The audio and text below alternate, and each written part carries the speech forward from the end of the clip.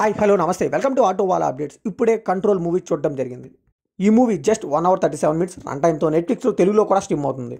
అసలు ఈ మూవీ ఎలా ఉంది, ఈ వీకెండ్కి ట్రై చేయచ్చా లేదని ఇండెప్త్ రివ్యూలో మాట్లాడుకుందాం. ఇది మూవీ అనే కంటే కూడా ఒక మినీ మూవీ, లేకపోతే ఒక అవేర్నెస్ వీడియో. ఏఐని ఎలా యూజ్ చేయకూడదు, దానివల్ల ఏంటి మనకి నష్టాలు అనేది బాగా చూపించారని చెప్పాలి. సో మరీ హెవీ మూవీ, సూపర్ హిట్ అని చెప్పలేం, కానీ జస్ట్ యావరేజ్ అని చెప్పొచ్చు. సో లాస్ట్ 30 minutes అయితే కొద్దిగా బాగుందండి. అది కూడా ఇన్ఫర్మేటివ్ వేలో చాలా బాగుంది. అండ్ నెరేషన్ కూడా వచ్చేసి ఇనీషియల్ పోర్షన్స్ చాలా బాగున్నాయి, అండ్ క్లైమాక్స్ పోర్షన్స్ బాగున్నాయి, కానీ మధ్యలో అంతా కూడా అయితే ఏం అనిపించలేదు, చాలా స్లోగా అనిపించింది.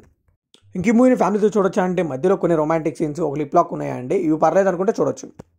ఈ మూవీ బేసిక్ స్టోరీ లైన్ వచ్చేసి 5 years తర్వాత తనకైతే బ్రేకప్ అవుతుంది. అదే మన అనన్య పాండే గారికి. తన ఒక యూట్యూబర్. సో దాని నుండి బయటికి రావడానికి తనైతే ఎక్కడో కామెంట్లో ctrl.ai అనే వెబ్సైట్లోకి సైన్అప్ అవుతుంది. సో అలా రిజిస్టర్ అయిన తర్వాత ఆ ఏ అవతార్తో తిన డిస్కషన్ ఏం జరిగింది, ఆ తర్వాత తిన లైఫ్లో జరిగిన మార్పులు ఏంటి, ఇదంతా తెలియాలంటే ఈ మూవీ ట్రై చేయాల్సిందే.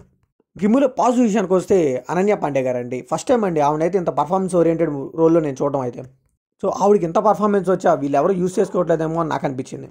అండ్ అలానే ఎంత డేంజరో ప్రెజెంట్ ఉన్న జనరేషన్కి బాగా అర్థమయ్యేలాగా ఈ మూవీలో చెప్పాలనుకున్న పాయింట్ అయితే చాలా క్లియర్గా అనిపించిందండి. ఇంకా ఎడిటింగ్ వర్క్ అయితే చాలా బాగుందండి. సోషల్ మీడియాని చూపించడం కానీ, ఆ వెబ్సైట్లు మార్చడం కానీ, అండ్ అలానే ఆ గ్రాఫిక్స్ మార్చడం కానీ చాలా బాగుంది ఎడిటింగ్ వర్క్.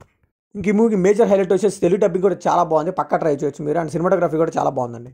ఇంక ఈ మూవీలో నెగిటివ్స్ విషయానికి వస్తే రష్ క్లైమాక్స్ అనిపించిందండి. చాలా రష్ చేసేసారేమో అనిపించింది. ఇంకా చాలా వరకు డ్రాగెడ్ సీన్స్ కానీ, ఆ నెరేషన్ కూడా చాలా టూ ఫ్లాట్ ఉంటుందండి మధ్యలో అయితే.